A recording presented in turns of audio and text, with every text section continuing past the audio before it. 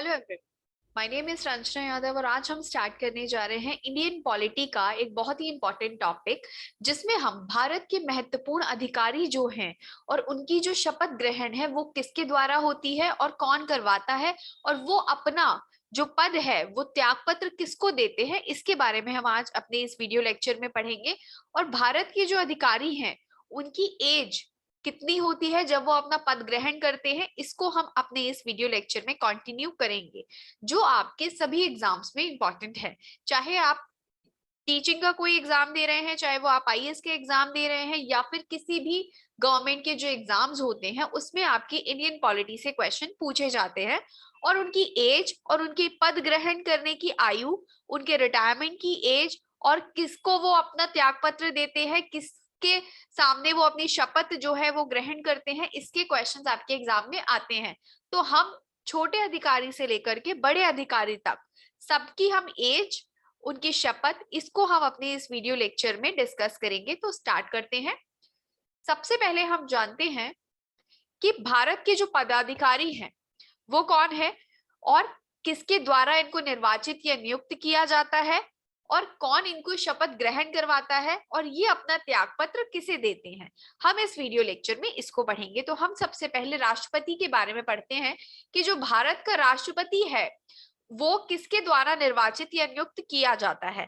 ठीक है, तो भारत का जो निर्वाचक मंडल है, भारत का जो निर्वाचक मंडल है वो राष्ट्रपति को क्या करता है, निर्वाचित करता है, नियुक्त करता है। ठीक है, इसके बाद इनको शपथ कौन ग्रहण करवाता है इनके पद की, तो राष्ट्रपति अपने पद की शपथ किनके सामने ग्रहण करते हैं, भारत का जो उच्चतम न्यायालय का मुख्य न्यायाधीश है, जो भारत के उच्चतम न्यायालय का जो मुख्य न्यायाधीश होता है, वो राष्ट्रपति को क्या करता है, शपथ दिलवाता है, शपथ ग्रहण करवाता है अपने पद पर आने से पहले, अपने पद को ग्रहण करने से पहले भारत के राष्ट्रपति उच्चतम न्यायालय के मुख्य न्यायाधीश के सामने शपथ ग्रहण करते हैं। ठीक है, और ये अपना राष्ट्रपति जो है अपना त्यागपत्र किसे देते हैं, तो जब ये अपना त्यागपत्र देते हैं तो ये उपराष्ट्रपति को, जो भारत के उपराष्ट्रपति होते हैं, उनको ये अपना क्या करते हैं, त्यागपत्र देते हैं। ठीक है, तो आपको याद रखना है कि भारत का जो राष्ट्रपति है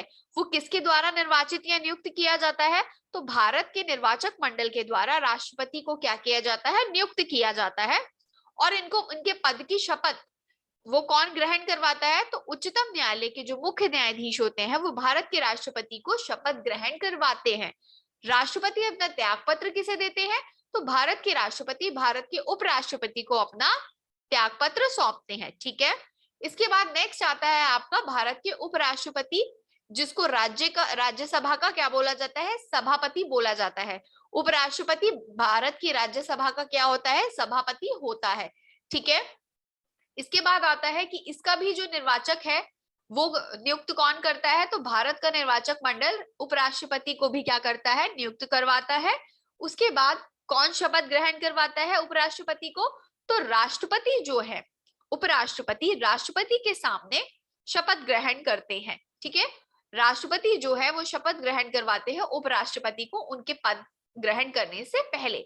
और उपराष्ट्रपति अपना त्यागपत्र किसको देंगे, तो उपराष्ट्रपति अपना त्यागपत्र राष्ट्रपति को देते हैं। ठीक है, आप इसको ऐसे याद रखना कि राष्ट्रपति अपना त्यागपत्र उपराष्ट्रपति को देते हैं और उपराष्ट्रपति अपना त्यागपत्र राष्ट्रपति को देते हैं। तो ये दोनों के दोनों एक दूसरे को अपना त्यागपत्र देते हैं। ठीक है, ऐसे आप याद रखिएगा। इसके बाद आता है भारत के प्रधानमंत्री।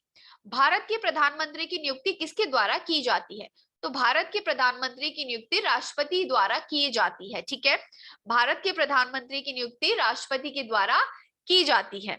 इसके बाद इनको कौन शपथ ग्रहण करवाता है, तो भारत के प्रधानमंत्री को भी जो शपथ ग्रहण है वो भारत के राष्ट्रपति करवाते हैं, और प्रधानमंत्री भारत के राष्ट्रपति को ही क्या करते हैं, अपना त्यागपत्र सौंपते हैं।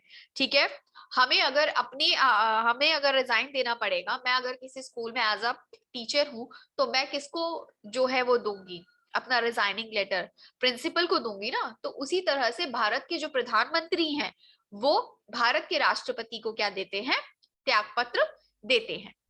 नेक्स्ट आता है लोकसभा अध्यक्ष। भारत का जो लोकसभा अध्यक्ष है वो किसके द्वारा निर्वाचित किया जाता है? तो भारत का जो लोकसभा अध्यक्ष है वो लोकसभा के सदस्यों के सामान्य बहुमत द्वारा क्या किया जाता है? नियुक्त किया जाता है। लोकसभा में अपना 50+1 का जो वोट है उसके द्वारा पूर्ण जो सामान्य बहुमत होता है उससे क्या करते हैं, लोकसभा के सदस्य अपना लोकसभा का अध्यक्ष चुनते हैं। और इनकी कोई शपथ नहीं होती है, ठीक है, इनकी कोई शपथ नहीं होती है। हाँ, लेकिन जब ये अपना त्यागपत्र देते हैं, रिजाइनिंग लेटर देते हैं, इस्तीफा देते हैं, तो ये जो लोकसभा का उपाध्यक्ष होता है, लोकसभा का उपाध्यक्ष होता है, उनको क्या करते हैं, ये अपना त्यागपत्र देते हैं। ठीक है, इसके बाद लोकसभा के उपाध्यक्ष को कौन मनोनीत करता है, कौन नियुक्त करता है?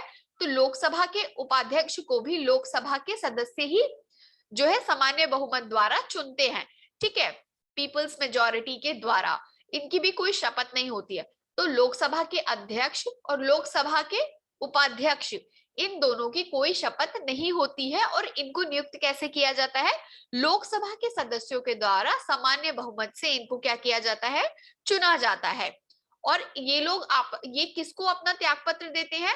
तो जिस तरह से आपने राष्ट्रपति और उपराष्ट्रपति को याद रखा है, उसी तरह से आप लोकसभा के अध्यक्ष अपना त्यागपत्र लोकसभा के उपाध्यक्ष को देंगे और लोकसभा का उपाध्यक्ष अपना त्यागपत्र लोकसभा के अध्यक्ष को देगा।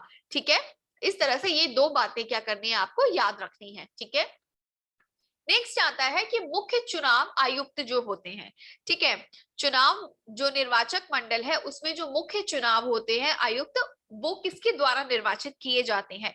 तो ये है राष्ट्रपति के द्वारा क्या किया जाता है, निर्वाचित किया जाता है। और ये राष्ट्रपति के सामने ही क्या करते हैं, अपनी शपथ ग्रहण करते हैं। क्या करते हैं? शपथ ग्रहण करते हैं और राष्ट्रपति को ही अपना क्या देते हैं, त्यागपत्र देते हैं। क्या देते हैं? अपना त्यागपत्र देते हैं। कौन? मुख्य चुनाव आयुक्त।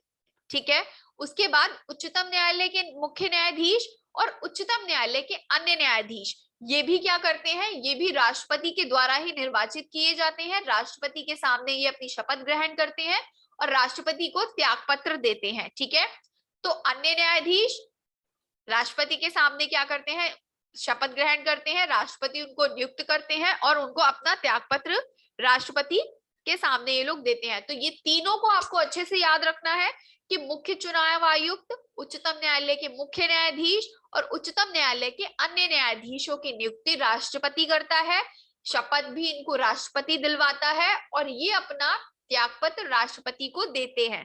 ठीक है, ये तीन बातें आप याद रखेंगे। तीन अधिकारी, मुख्य चुनाव आयुक्त, उच्चतम न्यायालय का मुख्य न्यायाधीश, उच्चतम न्यायालय के अन्य न्यायाधीश की नियुक्ति राष्ट्रपति करता है, शपथ ग्रहण भी राष्ट्रपति करवाता है और त्यागपत्र भी ये लोग राष्ट्रपति को देते हैं। ठीक है, नेक्स्ट आपका आता है attorney general of India. Attorney general of India को भी कौन राष्ट्रपति नियुक्त करता है, शपथ भी राष्ट्रपति दिलवाते हैं और ये भी अपना त्यागपत्र राष्ट्रपति को देते हैं। ठीक है, उसके बाद आता है नियंत्रण एवं महालेखा परीक्षक। ये भी राष्ट्रपति के द्वारा नियुक्त किए जाते हैं, राष्ट्रपति ही शपथ ग्रहण करवाते हैं और ये लोग राष्ट्रपति को ही अपना क्या देते हैं, त्यागपत्र देते हैं। उसी तरह से सॉलिसिटर ऑफ जनरल जो हैं, सॉलिसिटर जनरल, इनकी नियुक्ति भी राष्ट्रपति के द्वारा की जाती है, लेकिन इनकी कोई शपथ नहीं होती है। ये अपना त्यागपत्र किसको देते हैं, ये अपना त्यागपत्र राष्ट्रपति को देते हैं।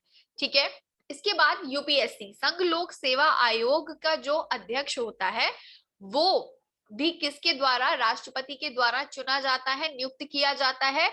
और इसको कौन शपथ दिलवाता है? तो आयोग, यूपीएससी संघ लोक सेवा आयोग का जो सबसे वरिष्ठतम सदस्य होगा, मतलब जो सबसे ज्यादा, ठीक है, हायर उसमें होगा, जो ओल्ड होगा उसमें सबसे ज्यादा सीनियर मोस्ट, वो जो है शपथ ग्रहण करवाता है और ये अपना त्यागपत्र राष्ट्रपति को देते हैं। ठीक है, तो एक चीज याद रखना कि संघ लोक सेवा आयोग यानी कि जो यूपीएससी है उसका जो पदाधिकारी होता है उसकी नियुक्ति तो राष्ट्रपति करता है, वो अपना त्यागपत्र भी राष्ट्रपति को देता है, लेकिन वो जो शपथ ग्रहण करता है वो सीनियर मोस्ट जो होता है वहां का अधिकारी संघ लोक सेवा आयोग का, वो उसके सामने ग्रहण करता है। ठीक है, वो उसको ग्रहण करवाता है। बाकी अटॉर्नी जनरल ऑफ इंडिया और नियंत्रक एवं महालेखा परीक्षक, इनकी नियुक्ति, शपथ और त्यागपत्र ये तीनों के तीनों राष्ट्रपति ही करते हैं। ठीक है, ये याद रखना। नेक्स्ट आता है आपका भारत का राज्यपाल। भारत के राज्यपाल की नियुक्ति राष्ट्रपति के द्वारा की जाती है, लेकिन इनको शपथ उच्च न्यायालय के मुख्य न्यायाधीश के द्वारा दिलाई जाती है। ठीक है, किसके द्वारा दिलाई जाती है? उच्च न्यायालय के मुख्य न्यायाधीश के द्वारा, और ये अपना त्याग पत्र राष्ट्रपति को देते हैं। ठीक है, तो राज्यपाल भी क्या करते हैं? राज्यपाल की नियुक्ति भी राष्ट्रपति करते हैं, लेकिन इनको शपथ उच्च न्यायालय का मुख्य न्यायाधीश दिलाता है, और ये अपना त्याग पत्र राष्ट्रपति को सौंपते हैं। उसके बाद भारत के मुख्यमंत्री आते हैं। भारत के मुख्यमंत्री की जो नियुक्ति है वो राज्यपाल करते हैं। कौन करते हैं? राज्यपाल करते हैं, और ये अपनी शपथ राज्यपाल के सामने ग्रहण करते हैं। राज्यपाल इनको शपथ ग्रहण करवाता है मुख्यमंत्री को, और ये अपना जो त्याग पत्र है वो किसको देते हैं? राज्यपाल को देते हैं। किसको देते हैं? राज्यपाल को देते हैं। ठीक है, इसके बाद आता है आपका, राज्यपाल को ऐसे समझिए जैसे आपने अभी राष्ट्रपति को याद किया था। ठीक है, तो उसी तरह से मुख्यमंत्री जैसे प्रेसिडेंट था, ठीक है, जैसे मुख्यमंत्री हैं हमारे, तो इनकी नियुक्ति कौन करेगा? राज्यपाल करेंगे। शपथ ग्रहण कौन करवाएगा? राज्यपाल करवाएंगे। और इनको त्याग पत्र भी किसको देना होगा? राज्यपाल को देना होगा। उसके बाद जो उच्च न्यायालय का जो मुख्य न्यायाधीश है वो किसके द्वारा निर्वाचित किया जाता है? तो वो किया जाता है राष्ट्रपति के द्वारा निर्वाचित। किसके द्वारा निर्वाचित किया जाता है? वो राष्ट्रपति के द्वारा निर्वाचित किए जाते हैं, लेकिन वो शपथ ग्रहण करते हैं राज्यपाल के सामने, और अपना त्याग पत्र देते हैं वो राष्ट्रपति के सामने। ठीक है, तो भारत के जो उच्च न्यायालय का मुख्य न्यायाधीश है वो राष्ट्रपति के द्वारा नियुक्त किया जाता है, और राज्यपाल को सामने वो शपथ ग्रहण करते हैं और राष्ट्रपति को अपना त्याग पत्र देते हैं। तो ये चीजें आपको अच्छे से याद रखनी है। ठीक है, उसके बाद आता है नेक्स्ट, उच्च न्यायालय के अन्य न्यायाधीश। अभी हमने क्या पढ़ा था? मुख्य न्यायाधीश। अब हम जो अन्य न्यायाधीश है उसके बारे में पढ़ रहे हैं। तो उच्च न्यायालय का जो अन्य न्यायाधीश है उसकी नियुक्ति कौन करता है? उसकी नियुक्ति भी राष्ट्रपति करता है। शपथ ग्रहण ये राज्यपाल के सामने करते हैं, और ये भी क्या करते हैं? अपना त्याग पत्र राष्ट्रपति को ही देते हैं। उसके बाद एडवोकेट जनरल जो भारत के महाधिवक्ता होते हैं उनकी नियुक्ति राज्यपाल करते हैं। उनकी नियुक्ति राज्यपाल करते हैं, और ये राज्यपाल के सामने ही शपथ ग्रहण करते हैं, और राज्यपाल को ही क्या करते हैं? राज्यपाल को ही अपना त्याग पत्र सौंपते हैं। अपना त्याग पत्र सौंपते हैं। उसके बाद आता है राज्य लोक सेवा आयोग के अध्यक्ष। जैसे हमने अभी यूपीएससी पढ़ा था उसी तरह से हम क्या पढ़ रहे हैं अब? ये आरपीएससी होता है। ठीक है, स्टेट पीसीएस जो होता है वो है। ठीक, तो ये इसके अध्यक्ष किसके द्वारा चुने जाते हैं? तो इसके जो अध्यक्ष हैं वो चुने जाते हैं राज्यपाल के द्वारा। राज्यपाल के सामने वो क्या करते हैं? शपथ ग्रहण करते हैं, और राज्यपाल को ही अपना त्याग पत्र सौंपते हैं। ठीक है, ये चीजें आपको याद रखनी है। नेक्स्ट आपका आता है वित्त आयोग। नेक्स्ट आपका आता है वित्त आयोग। वित्त आयोग का जो अध्यक्ष होता है, फाइनेंस कमीशन का जो अध्यक्ष होता है, उसकी नियुक्ति किसके द्वारा की जाती है? तो उसकी नियुक्ति भी भारत के राष्ट्रपति ही करते हैं। उसके बाद उनको शपथ ग्रहण भी राष्ट्रपति करवाते हैं, और राष्ट्रपति को ही ये अपना त्याग पत्र सौंपते हैं। तो ये बात आपको याद रखना है कि वित्त आयोग के जो अध्यक्ष हैं उसकी नियुक्ति राष्ट्रपति करते हैं, शपथ ग्रहण राष्ट्रपति करवाते हैं, और अपना ये त्याग पत्र किसको देते हैं? राष्ट्रपति को देते हैं। इसके बाद आता है कि विदेशों में जो भारतीय राजदूत होते हैं, विदेशों में जो भारतीय राजदूत होते हैं, जो एम्बेसीज होती हैं, हमारे जो एम्बेसडर्स होते हैं, उनकी नियुक्ति कौन करता है? तो उनकी नियुक्ति भी राष्ट्रपति करते हैं, और राष्ट्रपति ही उनको शपथ ग्रहण करवाते हैं, और भारत के राष्ट्रपति को ही वो क्या करते हैं? अपना त्याग पत्र सौंपते हैं। इसके बाद आते हैं जिला के न्यायाधीश। अभी तक हम लोग मुख्य न्यायाधीश पढ़ रहे थे। ठीक है, अब हम क्या कर रहे हैं? उच्च न्यायालय उच्चतम न्यायालय के न्यायाधीश के बारे में पढ़ लिया। अब हम पे क्या पढ़ेंगे? जिला न्यायाधीश। तो जिला न्यायाधीश की जो बात होती है उसकी जो नियुक्ति है वो कौन करता है? वो करता है आपका राज्यपाल। कौन करता है? राज्यपाल करता है। ठीक है, शपथ ग्रहण भी जिला के न्यायाधीश जो है वो राज्यपाल के सामने करेंगे, और अपना त्याग पत्र भी ये किसको देंगे? ये अपना त्याग पत्र देंगे राज्यपाल को। ठीक है, उसके बाद आता है मुख्य चुनाव आयुक्त। मुख्य चुनाव आयुक्त की नियुक्ति राष्ट्रपति करते हैं, शपथ भी ये राष्ट्रपति के सामने ग्रहण करते हैं, और ये अपना त्याग पत्र भी राष्ट्रपति को ही सौंपते हैं। ठीक है, इसके बाद अब हमने बात करनी है प्रमुख पदाधिकारियों से संबंधित आयु। अभी हमने क्या पढ़ा? अधिकारी, उनको शपथ ग्रहण कौन करवाता है? उनकी नियुक्ति कौन करता है और वो अपना त्याग पत्र किसको देते हैं। अब हम ये जानेंगे कि इनकी जो आयु है अपने पद ग्रहण करने की वो क्या है। जैसे कि राष्ट्रपति, राष्ट्रपति की जो न्यूनतम आयु है वो है 35 वर्ष। कितनी है न्यूनतम आयु भारत के राष्ट्रपति की, कितनी है 35 वर्ष है। ठीक है, लेकिन अधिकतम कितनी होनी चाहिए इसकी कोई सीमा निश्चित नहीं है, इसकी कोई सीमा निश्चित नहीं है। ठीक है, उसके बाद आता है आपका राष्ट्रपति के बाद आता है आपका उपराष्ट्रपति। तो जो भारत का उपराष्ट्रपति है इसकी आयु कितनी होनी चाहिए, इसकी आयु कितनी है, इसकी भी आयु 35 वर्ष है, इसकी भी आयु कितनी है 35 वर्ष है। और ये कौन से आर्टिकल में दिया गया है कि भारत का एक उपराष्ट्रपति होगा, तो आर्टिकल नंबर 63 में आपको ये दिया गया है, आर्टिकल नंबर 63, आर्टिकल नंबर 63। ये किससे संबंधित है, ये आपके उपराष्ट्रपति से संबंधित है, ये आपके उपराष्ट्रपति से संबंधित है। ठीक है, इसके बाद क्या आता है, इसके बाद आपका आता है प्रधानमंत्री। जो भारत के प्रधानमंत्री हैं वो, उनकी जो आयु है वो कितनी होनी चाहिए, तो भारत का प्रधानमंत्री बनने के लिए आपकी आयु होनी चाहिए 25 वर्ष, आपकी आयु होनी चाहिए 25 वर्ष। ये भी क्या है, न्यूनतम आयु दी हुई है, अधिकतम आयु किसी की भी नहीं है, लेकिन न्यूनतम आयु कितनी होनी चाहिए आपकी 25 वर्ष होनी चाहिए भारत का प्रधानमंत्री बनने के लिए, भारत का प्रधानमंत्री बनने के लिए। उसके बाद आपका आता है, उसके बाद आपका आता है लोकसभा का अध्यक्ष। लोकसभा का अध्यक्ष बनने के लिए आपको कम से कम 25 वर्ष का होना चाहिए। कम से कम कितने वर्ष का होना चाहिए, कम से कम आपको 25 वर्ष का होना चाहिए। उसी तरह से जैसे आपको भारत का प्रधानमंत्री बनने के लिए भी आपकी न्यूनतम आयु कितनी होनी चाहिए, आपकी न्यूनतम आयु होनी चाहिए 25 वर्ष। ठीक है, तो लोकसभा के सदस्य की भी आपकी आयु कितनी होनी चाहिए 25 वर्ष। उसी तरह से राज्यसभा का जो अध्यक्ष है, राज्यसभा का अध्यक्ष बनने के लिए आपकी आयु होनी चाहिए 30 वर्ष। कितनी आयु होनी चाहिए, 30 वर्ष। ठीक है, नेक्स्ट आपका आता है लोकसभा का अध्यक्ष, 25 वर्ष अभी हमने पढ़ा था, और राज्यसभा का अध्यक्ष 35 वर्ष। ठीक है, जो कि कौन होता है, हमेशा उपराष्ट्रपति होता है, हमेशा कौन होता है, उपराष्ट्रपति ही होता है। राज्यसभा का सभापति कौन होता है, उपराष्ट्रपति होता है। ठीक है, और राज्यसभा में किसको उपराष्ट्रपति बनाया जाएगा ये संबंधी जो प्रस्ताव है वो भी राज्यसभा में प्रस्तुत किया जाता है। ठीक है, और भारत के उपराष्ट्रपति का चुनाव कैसे होता है, भारत के उपराष्ट्रपति का जो चुनाव है वो लोकसभा और राज्यसभा के सांसद जो होते हैं, सदस्य जो होते हैं, वो सीधे करते हैं। ऐसा नहीं है कि आपको राज्यसभा का अध्यक्ष बनाना है तो आप क्या करेंगे, सिर्फ राज्यसभा में ही जो है वोटिंग सिस्टम करेंगे, नहीं।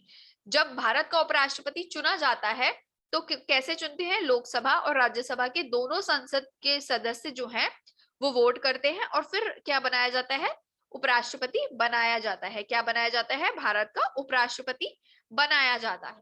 ठीक है, उसके बाद आता है उच्चतम न्यायालय। उच्चतम न्यायालय में क्या आता है कि भारत के उच्चतम न्यायालय के न्यायाधीश बनने के लिए कोई न्यूनतम सीमा नहीं रखी गई है, कोई न्यूनतम सीमा नहीं रखी गई है। ठीक है, क्यों, क्योंकि इनकी जो एज है वो कितनी मानी जाती है, 65 ईयर्स, 6 ईयर्स और 65 ईयर्स माना जाता है।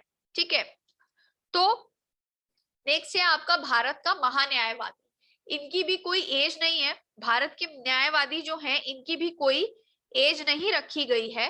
भारत का जो न्यायवादी है इसको भारत सरकार का क्या बोला जाता है, इसको भारत सरकार का मुख्य कानूनी सलाहकार माना जाता है, जो कि भारतीय उच्चतम न्यायालय में क्या होता है, भारत सरकार का प्रमुख वकील होता है। ठीक है, इसका काम क्या होता है, इसका काम होता है कि सेंटर में सरकार को सलाह देना और उन जो बाकी जिम्मेदारियां होती हैं सरकार की उसको निभाना। ठीक है, इसकी नियुक्ति कौन करता है, इसकी नियुक्ति मैंने अभी आपको बताया था कि भारत के राष्ट्रपति के द्वारा की जाती है। ठीक है, कौन करता है इसकी नियुक्ति, भारत के राष्ट्रपति के द्वारा की जाती है। और आर्टिकल 76, आर्टिकल 76 जो है वो किससे संबंधित है, वो आपके भारत के न्यायवादी से संबंधित है, भारत के न्यायवादी से संबंधित है। ठीक है, इसके बाद आपका नेक्स्ट आता है महालेखा परीक्षक। महालेखा परीक्षक, महालेखा परीक्षक में आप ये जानेंगे कि नियंत्रण और महालेखा परीक्षक जो है उसको बोला जाता है लोक निधि का अभिभावक। लोक निधि का अभिभावक भी कहा जाता है किसको? नियंत्रण एवं महालेखा परीक्षक को। ठीक है। और मुख्य चुनाव आयुक्त, मुख्य चुनाव आयुक्त की भी जो आय है, जो आयु है, वो कितनी मानी जाती है? 6 इयर्स और 65 इयर्स। 6 इयर्स और 65 इयर्स। इनकी भी क्या है? कोई न्यूनतम एज नहीं है। क्या है? न्यूनतम एज नहीं है। ठीक है। नेक्स्ट आपका आता है लोकसभा के अध्यक्ष का जो आयोग है उसकी भी क्या है? कोई न्यूनतम आयु नहीं है। उसकी कोई न्यूनतम आयु नहीं है। उसकी भी कोई न्यूनतम आयु नहीं है। इसके बाद आता है आपका राज्यपाल। जो भारत के राज्यपाल है, भारत के राज्यपाल है, इनकी जो न्यूनतम आयु है, न्यूनतम आयु कितनी मानी जाती है? इनकी जो न्यूनतम आयु है वो मानी जाती है आपकी, वो मानी जाती है आपकी कितनी? 35। कितनी मानी जाती है? 35 मानी जाती है। ठीक है। इसके बाद आता है आपका मुख्यमंत्री। मुख्यमंत्री की जो न्यूनतम आयु है वो कितनी है? मुख्यमंत्री की जो न्यूनतम आयु है वो कितनी है? वो भी क्या है? 25 है।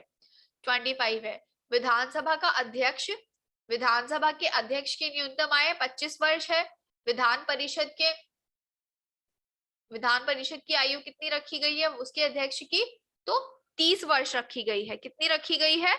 30 वर्ष रखी गई है। ठीक है। कितनी रखी गई है? 30 वर्ष रखी गई है। उसी तरह से, उसी तरह से उच्च न्यायालय का जो मुख्य न्यायाधीश है, उच्च न्यायालय का जो मुख्य न्यायाधीश है उसकी भी कोई सीमा नहीं होती है। उसकी भी कोई सीमा नहीं होती है। उसी तरह से, उसी तरह से अन्य मुख्य न्यायाधीश जो होते हैं उनकी भी क्या है? कोई सीमा नहीं होती है। कोई सीमा नहीं होती है। ठीक है।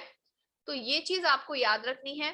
Thank you so much. Next video में मैं आपको आर्टिकल्स के बारे में करवाऊंगी। जितने भी आर्टिकल्स हैं इम्पोर्टेंस, उसको हम अपने नेक्स्ट वीडियो लेक्चर में पढ़ेंगे। Thank you so much.